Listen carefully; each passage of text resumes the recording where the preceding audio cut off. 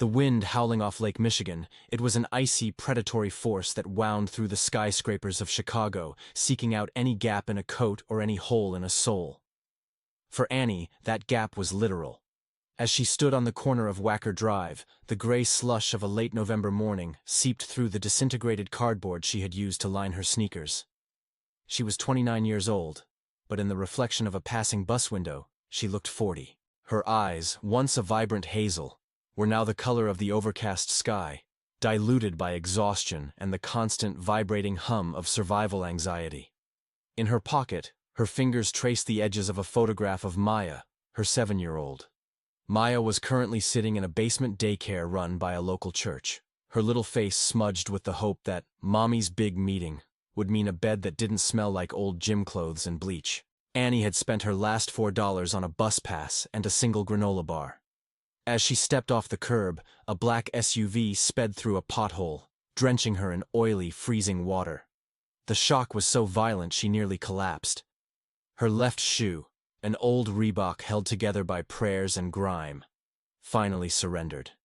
The sole flapped uselessly, like a dying fish. She retreated into a narrow alley between two brick behemoths. The smell of rotting garbage and damp concrete filled her nose. She looked at the shoe. It was beyond repair.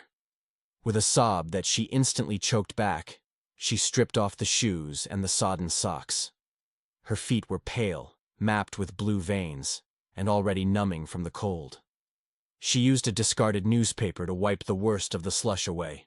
The Sterling and Cross building was only half a block away, a towering monument of glass and steel that seemed to pierce the very clouds.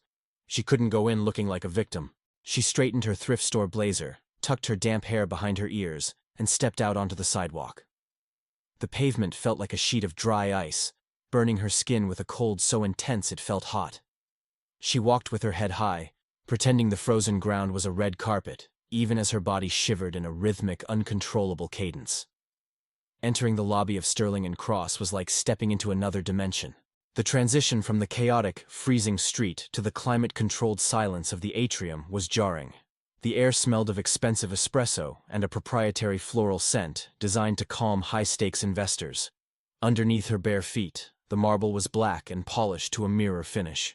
It was beautiful, and it was terrifying. Every step Annie took left a faint, damp smudge on the pristine stone, a mark of her poverty in a place that worshipped wealth.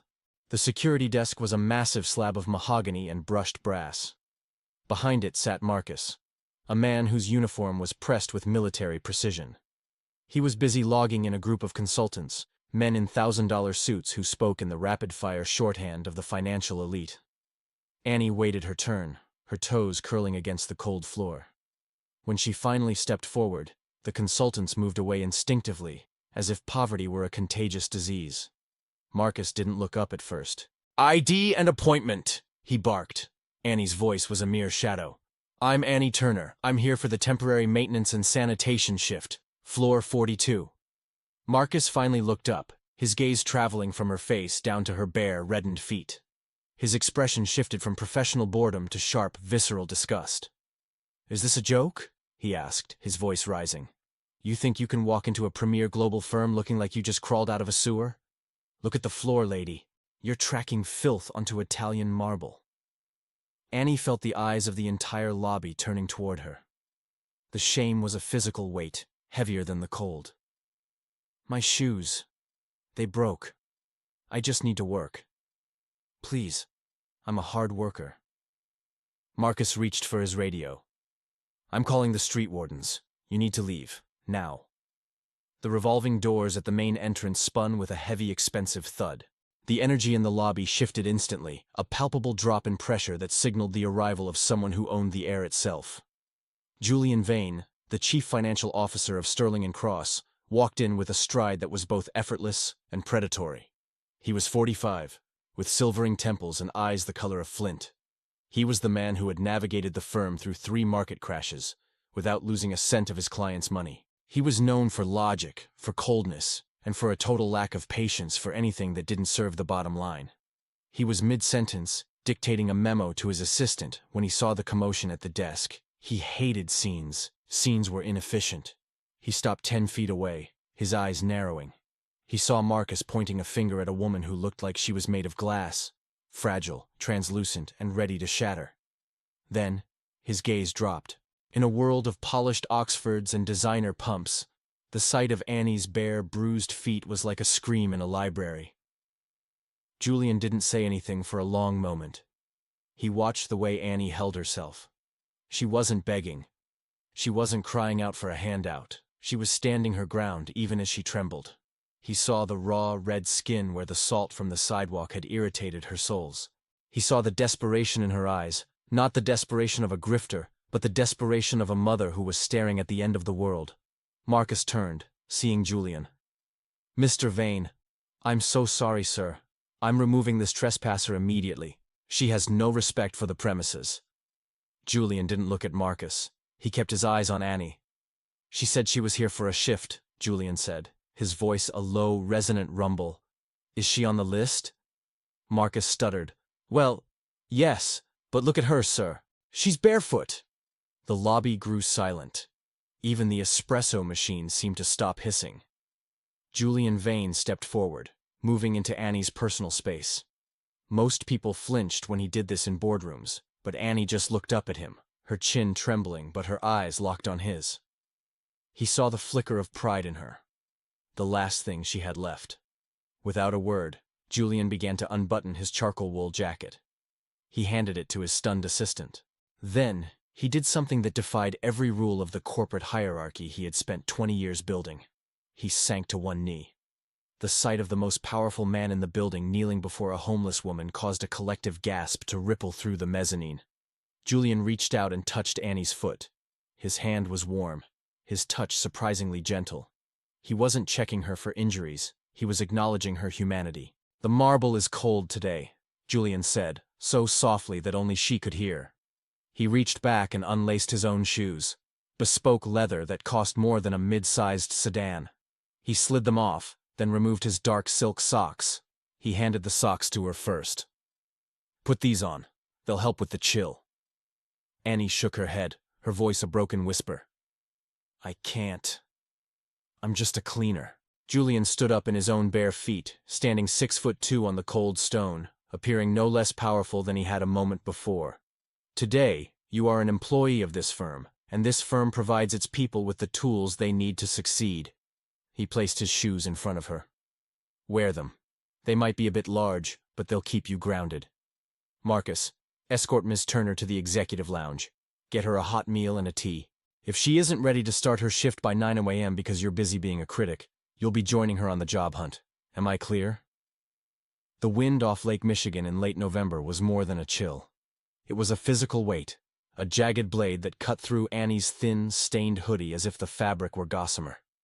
She stood on the corner of Wacker Drive, her body shielding 4-year-old Leo from the gusts that swirled debris around their feet. Leo's face was pressed into the crook of her neck, his small, ragged breaths the only warmth she felt. Annie's feet were bare. Her last pair of shoes, cheap sneakers with soles worn through to the cardboard, had finally disintegrated 3 days ago during a torrential downpour. Now, her skin was the color of the pavement, a bruised, dusty gray, calloused by miles of walking on concrete that felt like ice in the morning and a furnace in the afternoon. She looked up at the towering monolith of Miller & Associates. It was a cathedral of glass and steel, reflecting the rising sun in a way that blinded her. Annie wasn't here for a meeting. She had managed to secure a night shift cleaning position through a temporary agency that didn't ask too many questions about her lack of a permanent address. But the shelter had been closed for an emergency plumbing repair at 6 a.m., and with nowhere else to go, she had come here early. She stood in the shadow of the building, feeling like a glitch in a perfect system. Executives hurried past her, their eyes fixed on their smartphones, their tailored wool coats worth more than she had earned in the last 3 years. She felt the crushing weight of their invisibility. The way people looked through her as if she were a piece of urban decay. She whispered a trembling promise into Leo's ear, telling him that inside those doors was the beginning of their forever home, even as her own heart hammered against her ribs in terror of being discovered. Inside the lobby, the air conditioning was a cruel irony, humming with a sterile, expensive scent. Annie found a corner behind a massive marble pillar, sliding down the wall to rest her aching feet. She tried to tuck her toes under her long, frayed skirt, praying the security guards wouldn't notice the woman and child huddled in the shadows of the elite. Marcus Thorne, the chief financial officer, stepped out of the executive elevator. He was 38, a man of sharp angles and even sharper intellect. To the world, Marcus was a machine, a man who calculated risk with the cold precision of an algorithm. But as he adjusted his cufflinks, his eyes caught a movement by the pillar. He didn't see a vagant. He saw a woman whose eyes held a haunting mixture of fierce maternal love and absolute exhaustion. He watched as a security guard, a man named Brian who usually laughed at Marcus's jokes, began to walk toward her with a hand on his nightstick, his face twisted in a look of disgust. Marcus felt a sudden, visceral jolt of memory, a flashback to his own mother, working 3 jobs until her hands bled, just to keep him in a school where he was mocked for his hand-me-down clothes.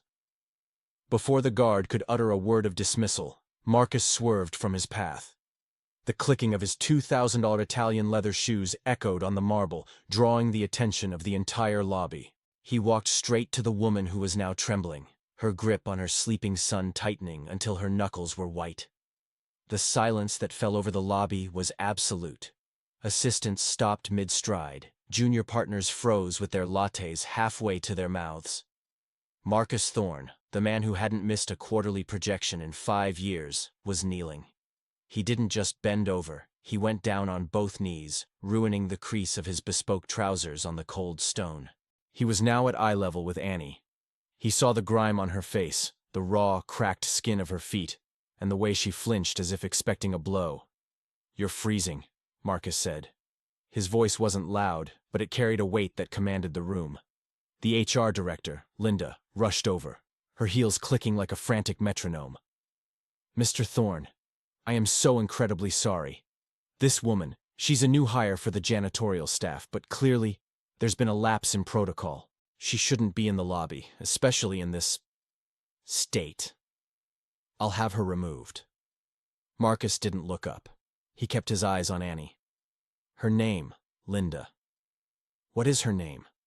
he asked, his voice dropping an octave in a way that made Linda's throat go dry. "Annie Jenkins," she stammered. Marcus nodded slowly. Then, with a deliberate calm that shocked every onlooker, he began to unlace his shoes. He pulled them off, followed by his silk socks, exposing his own feet to the cold lobby floor. He pushed the shoes toward Annie. "They'll be far too big, Annie, but the walk to the elevators is long, and I won't have a member of my team walking it barefoot." The journey up the elevator was the longest minute of Annie's life. Marcus, now walking in his bare feet with a casual dignity that defied the absurdity of the situation, held the door for her. He had wrapped his charcoal wool coat around Leo, who was now awake and staring at the flashing floor numbers with wide, wonder-filled eyes. When the doors opened to the executive suite, the atmosphere was thick with tension. Marcus led them past his glass-walled office into a private lounge. He didn't call security. He called the kitchen. "I need 2 breakfasts. High protein, plenty of fruit, and a hot chocolate with extra marshmallows," he ordered over the intercom. Annie sat on a leather sofa that felt softer than any bed she had ever slept in. She looked at her feet, now swimming in Marcus's oversized brogues, and then at him. "Why?" she whispered, the word cracking in the middle. Marcus leaned against his mahogany desk, looking out at the skyline he had spent his life conquering. "Because a decade ago, I was the boy in your lap, Annie, and no one stopped to take their shoes off for my mother." He turned to her, and for the first time, the machine was gone. "You aren't a janitor here. Not anymore. I've seen your intake tests. Your logic and organizational scores were in the top 5th percentile. You were a woman surviving. I want to see what you can do when you're living." By noon, the scandal of the Barefoot CFO had surged through the building's internal Slack channels. But Marcus was unfazed. He had spent the morning on the phone, not with brokers, but with the manager of the company's luxury corporate housing. He drove Annie and Leo himself to a quiet, high-rise apartment 3 blocks away. When Annie walked in and saw the stocked fridge, the clean linens, and the small bed in a separate room for Leo, she collapsed. It wasn't a graceful cry. It was the heaving, ugly sob of someone who had been holding their breath for 3 years. Marcus stood by the door, giving her space. He didn't offer a hug. That would be too much, too soon. Instead, he placed a keycard on the kitchen island. This is yours for the next 6 months. It's part of your signing bonus as my new administrative coordinator. You start Monday at 9 a.m. There's a boutique downstairs that has been paid to provide you with 5 professional outfits. Please, Annie, don't look back. He left before she could thank him, his own feet now in a pair of emergency gym shoes he'd kept in his trunk. That night, Annie took the first hot shower she'd had in months, feeling the grime of the streets wash down the drain, replaced by the scent of lavender and the terrifying, beautiful hope of a second chance. The first month at Miller & Associates was a different kind of battlefield. Annie was no longer fighting the physical bite of the Chicago wind, but she was fighting the freezing atmosphere of corporate elitism. The glass walls of the office, once symbols of transparency, now felt like mirrors reflecting her insecurities. Every time she walked toward the break room, the lively hum of conversation would die into a pointed, surgical silence. She could feel their eyes tracking her. Not the admiration one gives a rising star, but the voyeuristic curiosity one gives a tragedy. In the bathroom stalls, she heard the sharp clicking of high heels and the hushed, cruel whispers. Did you hear? She was literally living in a car. Marcus must be going through a midlife crisis to hire a charity case like that, one voice sneered. I heard she didn't even have shoes on her first day. It's embarrassing for the firm's image, another replied. Linda, the HR director, became the physical embodiment of this hostility. She didn't use insults, she used bureaucracy as a weapon. She hovered near Annie's cubicle, her shadow stretching across Annie's desk like a dark omen. Linda would scrutinize Annie's time cards down to the second, hoping to find a single late arrival due to Leo's daycare drop-off. She would return reports for a single misplaced comma, her red pen bleeding across the pages like a warning. The pressure was a physical weight on Annie's chest, making it hard to draw a full breath. To combat the stigma, Annie transformed herself into a ghost of productivity. She arrived at 7 a.m., the lobby still dim, and she stayed until the moon was high over the lake, often crossing paths with the night shift cleaning crews, the very people she was supposed to have been. She looked into their tired eyes and saw her own reflection, a reminder of how thin the line was between the person holding the mop and the person holding the pen. The tension reached a breaking point on a humid Tuesday afternoon. Robert, a senior analyst whose ego was as inflated as his portfolio, walked over to Annie's desk with a smirk that didn't reach his eyes. He dropped a massive, disorganized pile of physical files, the legacy accounts that no one wanted to touch, directly onto her keyboard. Since you're so famously good at cleaning up messes, Jenkins, handle these by 5. They're a disaster, much like your resume, he sneered, loud enough for the neighboring cubicles to hear. Annie didn't flinch. Her hands, once raw from the cold, were now steady. She spent her lunch hour submerged in the data, her mind working with the survivalist's instinct for detail. Deep within the chaotic ledger of a subsidiary account, she spotted a pattern, a series of ghost transactions. By 4:30 p.m., she hadn't just organized the files. She'd uncovered a $50,000 discrepancy that Robert had overlooked for months. When she walked to Robert's office to return the files, she found Marcus standing in the doorway, listening to Robert brag about his mentorship of the new staff. Annie stepped forward, placing a cross-referenced summary on top of the stack. I've reconciled the accounts, Robert. You might want to look at page 12. There's a recurring error in the wire transfers that's been bleeding the department dry, she said calmly. Marcus's gaze shifted from the flustered analyst to Annie. The silence that followed was deafening. Robert turned a deep shade of crimson, scurrying back to his monitor without a word. Later that night, as the office grew quiet, Marcus found Annie still at her desk, her eyes bloodshot from the blue light. You don't have to prove yourself to them, Annie. I already know what you're worth, he said, his voice soft in the cavernous room. Annie looked up, her jaw set with a hard-won iron. I'm not doing it for them, Marcus. I'm doing it so that when Leo looks at me 10 years from now, he sees a professional who earned her place, not a victim who was handed a seat. As the fiscal quarter progressed, a subtle but profound shift began to occur within Marcus Thorne. The man who had once viewed the world through the cold binary lens of profit and loss was beginning to see the faces behind the figures. He found himself distracted during high-stakes meetings, looking at the junior staff and wondering which of them was one missed paycheck away from the sidewalk. Inspired by Annie's resilience, he began drafting the Human ROI Initiative, a radical restructuring of the firm's internal support systems. He proposed a comprehensive childcare subsidy, a mental health collective, and a transition fund designed to provide interest-free loans to employees facing housing instability. The board of directors viewed this as a declaration of war on their margins. During a heated emergency meeting, the CEO, a man named Sterling who viewed empathy as a liability, slammed his hand on the mahogany table. "Marcus, we are a financial powerhouse, not a sanctuary. These unnecessary expenditures are a drain on our shareholders. Why should we pay for someone's rent or daycare?" Marcus stood up, his presence filling the room with a resonant, calm authority. He signaled to the screen, pulling up Annie's recent audit. "A year ago, we hired a woman who walked into this lobby barefoot, discarded by a society that only sees the surface. Today, that same woman found a structural error in our offshore accounts that saved this firm $3 million in potential fines and lost capital. That isn't charity, Sterling. That is the recovery of hidden talent. Our greatest assets are currently sleeping in cars or skipping meals because we refuse to see their potential. I'm not asking for a donation. I'm asking for an investment in the people who build your wealth." Annie was standing just outside the heavy boardroom doors, holding a tray of updated financial projections. Hearing his defense of her, and people like her, sent a surge of pride through her that nearly made her knees buckle. She wasn't just a project to him. She was the proof of his new philosophy.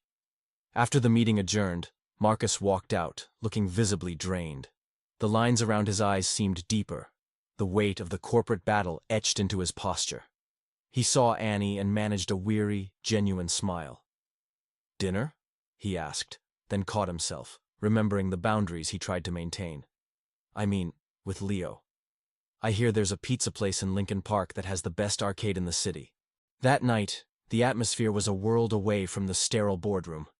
The air was thick with the scent of pepperoni and the chaotic symphony of bells and whistles.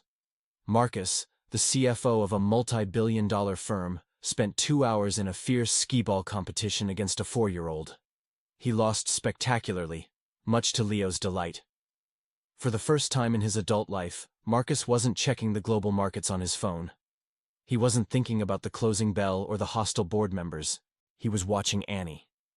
She was laughing, a deep, resonant sound that was finally starting to lose the jagged edge of survival. In the neon glow of the arcade, Marcus realized that while he had given Annie a job, she had given him back his humanity. He wasn't just saving a family. He was being saved from a life of cold, hollow success. The fragile peace Annie had built was shattered on a Tuesday morning in October, a day that began with the deceptive brilliance of an Indian summer. The Barefoot secretary story had evolved from a local rumor into a viral phenomenon. A witness in the lobby had captured the moment Marcus knelt, and the video, soundtracked by the ambient echoes of the marble hall, had reached millions. It was intended to be a story of hope, but for Annie, it became a homing beacon for the one person she feared most. Her ex-husband, James, appeared in the lobby of Miller & Associates at 10 a.m. He didn't look like a man seeking reconciliation or a father missing his son. He looked like a predator who had smelled blood in the water. James had always been a man of broken promises, a gambler who treated life like a series of bets he never quite won, leaving Annie to pay the markers. Seeing her modern fairy tale splashed across social media, he hadn't seen her growth. He had only seen a payout. He arrived smelling of cheap whiskey and the stale sweat of a man who had spent the night on a Greyhound bus. He began creating a scene that paralyzed the lobby, shouting at the receptionist and demanding to see his wife and son. He screamed that Annie had kidnapped Leo, painting himself as the victim of a predatory executive who had used his wealth to steal a family. The security guards, alerted by the name Jenkins, immediately bypassed standard protocol and called Marcus's private line. Marcus descended, the elevator doors opening to reveal a scene of raw chaos. Annie was trapped behind the security turnstiles, her face a mask of pure terror, her body shaking with the tremors of a past she thought she had buried. Marcus walked into the center of the lobby. the same sacred ground where he had first knelt to help her, and positioned himself as a physical barrier between the trembling woman and the snarling man. James was loud and aggressive, his face flushed with a toxic mix of jealousy and greed. "I know she's got money now. I want my share for all those years I supported her," he bellowed, his voice echoing off the high ceilings. Marcus didn't raise his voice. Instead, he lowered it to a tone that was far more terrifying. He stepped into James's personal space, his eyes turning to chips of blue ice. The corporate machine that the board of directors feared was now focused entirely on James. "I have a team of the most ruthless litigators in the country on speed dial, James," Marcus said, his voice a low, dangerous vibration that seemed to vibrate in the floorboards. "If you ever step within a mile of Annie or Leo again, I will personally ensure that every debt you've ever dodged, every law you've ever bent, and every bridge you've ever burned comes down on you with the full, crushing weight of this firm's legal department. You didn't want them when they were starving in the rain. You don't get to claim them when they are thriving in the sun." In a move that surprised even Annie, Marcus pulled a leather-bound checkbook from his breast pocket. With a steady hand, he wrote a check for $5,000. He held it out, just out of James's reach. "This is a one-time payment for you to vanish. If I see your face again, on this property, at her home, or even in the comments section of a video, I will consider this a down payment on a private investigator who will spend the rest of his career making your life a living hell. Do we have a professional understanding?" James, realizing he was outmatched by a predator far more sophisticated than himself, snatched the paper with trembling fingers and retreated through the revolving doors into the Chicago smog. Marcus turned to Annie. Her breath was coming in shallow, ragged gasps. He didn't say, "I saved you," or "You're welcome." He simply walked over, placed a steadying, warm hand on her shoulder, and said, "He's a ghost now, Annie, and ghosts can't touch the future you've built with your own two hands." The annual Miller and Associates Gala was the pinnacle of the Chicago social calendar, a sea of black ties, silk gowns, and silent power plays held within the gold-leafed ballroom of the Drake Hotel. The air was thick with the scent of expensive lilies and the faint, metallic tang of prestige. A year ago, Annie Jenkins would have been a shadow in these hallways, a person to be looked past as she cleared empty champagne flutes, her hands chapped from industrial soap, and her eyes fixed on the floor to avoid the gaze of the elite. Tonight, however, the heavy oak doors swung open for her, and she didn't just walk in. She arrived. She wore a deep emerald gown that flowed like liquid silk, the fabric shimmering under the massive crystal chandeliers. The color was a deliberate choice, a symbol of growth and life in a city of gray stone. Her hair was swept up in an elegant, simple bun, exposing the graceful line of her neck and a chin she no longer held low out of habit or shame. As she moved through the room, the reaction was instantaneous. The whispers that followed her were no longer the jagged shards of charity or the hushed rumors of homelessness. They were whispers of genuine, hard-earned respect. Annie had become a legend within the firm, not because of her origin story, but because of the sharp, analytical mind that had saved the company millions. She was the architect of the human ROI, the woman who proved that empathy was the most undervalued asset on a balance sheet. Marcus was waiting for her at the top of the grand staircase, looking every bit the financial titan in a midnight blue tuxedo. But as their eyes met across the crowded ballroom, the stoic, executive hardness that had defined him for a decade simply vanished. He watched her ascend the stairs, and he realized with a jolt of clarity that he wasn't just her mentor or her benefactor. He was a man who had been fundamentally dismantled and rebuilt by her presence. She had taught him that the most valuable thing he owned wasn't his stock options, his sprawling penthouse, or his ironclad reputation. It was his capacity to feel. The room of 500 elites went silent when Marcus took the stage for his keynote address. Typically, these speeches were dry recitations of growth margins and market dominance. But Marcus didn't open a folder of charts. Instead, he gripped the edges of the podium, his knuckles white, and spoke about the day he lost his shoes. The greatest risk this firm ever took wasn't a hedge fund play or a real estate acquisition, he told the stunned audience. It was the risk of being human in an environment designed to be sterile. It was the moment we decided to see a person instead of a problem. He looked directly at Annie, sitting at the head table, his voice thick with an emotion he no longer cared to hide. I once thought success was a destination, a penthouse at the top of a tower where the air is thin and cold. I was wrong. Success is the bridge we build for others to cross when the world tells them they don't belong. It is the warmth we provide when the wind off the lake becomes too much to bear. The applause was a roar, but Marcus didn't stay to soak it in. He stepped down from the podium, ignoring the flashes of society reporters and the outstretched hands of senators. He walked straight to Annie, reached out his hand, and whispered, "I believe I owe you a dance, Annie. And this time we both have shoes." As they moved across the parquet floor to the soft, swelling strings of the orchestra, the world of glass and steel finally felt warm. The ghosts of the pavement, the memories of sleeping in a car, and the fear of the next morning felt like a dream from another life. For the first time, Annie didn't look at the exit to see if she was being chased. She looked at the man holding her hand, seeing a future that was finally, undeniably hers. The heavy iron gates of the foundation groaned softly as they swung open, a sound that felt less like machinery and more like a long-awaited exhale. The Chicago sky was a bruised purple, the kind of twilight that usually sent Annie shivering into the shadows of bus stations, but tonight the cold was merely an observer. Annie adjusted the lapel of her wool coat, the same deep emerald as her gala gown, and looked at the silver key in her palm. It felt heavier than any metal had a right to be. It was the weight of every mile she had walked barefoot, every night she had spent awake in her car clutching a tire iron for protection, and every no she had ever received from a world that viewed her as a broken statistic. Marcus stepped closer, his shoulder brushing hers. The man who had once been a silhouette of corporate perfection now stood with his hands in his pockets, his posture relaxed, his eyes reflecting the warm amber glow of the building's interior. He wasn't looking at the architecture. He was looking at the woman who had redesigned his soul. "We didn't just build a center, Annie," he whispered, his voice carrying over the hum of distant traffic. "We built a reminder.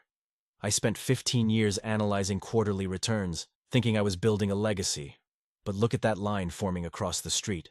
That's the only ledger that matters now." Annie watched the people gathering. There was a young man, barely 20, his backpack held together with duct tape and hope. Beside him stood an elderly woman, her hands gnarled and shaking, clutching a folder of documents as if they were the blueprints to a lost life. A year ago, Annie would have been at the back of that line, invisible and terrified. Now, she was the one holding the door. "They aren't just here for a bed, Marcus," Annie said, her voice thickening with a mixture of pain and triumph. "They're here because they want someone to look them in the eye and say their name. They're here for the dignity of the shoes." Inside the lobby wing, the atmosphere was a deliberate defiance of the sterile, fluorescent-lit shelters of the past. The floors were polished dark wood, the air smelled of cedar and fresh coffee, and the lighting was soft and golden. A massive glass display case stood near the entrance, but it didn't hold trophies or corporate awards. Inside sat two items: a pair of $2,000 Italian leather brogues and a pair of worn, tattered sneakers with holes in the soles. They were placed on equal pedestals, a silent testament to the moment the high-powered executive and the homeless mother had found common ground on a cold marble floor. Leo came skidding around the corner, his laughter a bright silver sound that broke the solemnity of the moment. He ran straight to Marcus, who didn't hesitate to kneel, a gesture that had become second nature to him, to catch the boy in a hug. Leo's face was glowing, his cheeks pink from the warmth of the building. He wasn't a shadow anymore. He was a fire. "Mommy! Marcus! Look! The big sign is up!" he cheered, pointing through the glass. Annie watched them, the man who had given her a chance, and the son who was the reason she had survived long enough to take it. In that moment, the modern fairy tale shed its last layer of fantasy and became a grounded, breathing reality. As the first woman in line reached the stairs, the elderly lady with the shaking hands, Annie stepped forward. She didn't wait behind a desk or a glass partition. She walked down to the sidewalk, meeting the woman on her own level. She reached out, took the woman's cold hand in hers, and looked her directly in the eye. "My name is Annie," she said, her smile steady and warm. "I know it's cold out here. Come inside. We've been waiting for you." Marcus followed, standing just a step behind her. no longer the leader, but the partner. They ushered the first group into the warmth, past the display of the shoes, and toward a future where human ROI meant that no one ever had to walk through a lobby barefoot again. The wind continued to howl off Lake Michigan, whipping around the corners of the great stone towers of the Loop. But here on the south side, the freezing air stopped at the door. They had built more than a foundation. They had built a sanctuary where the brokenness of the past was the very foundation of a new kind of strength. The story that began with a desperate mother in a lobby didn't end with her being saved. It ended with her becoming the savior for thousands more, standing side by side with the man who was brave enough to take off his shoes and walk a mile in her world.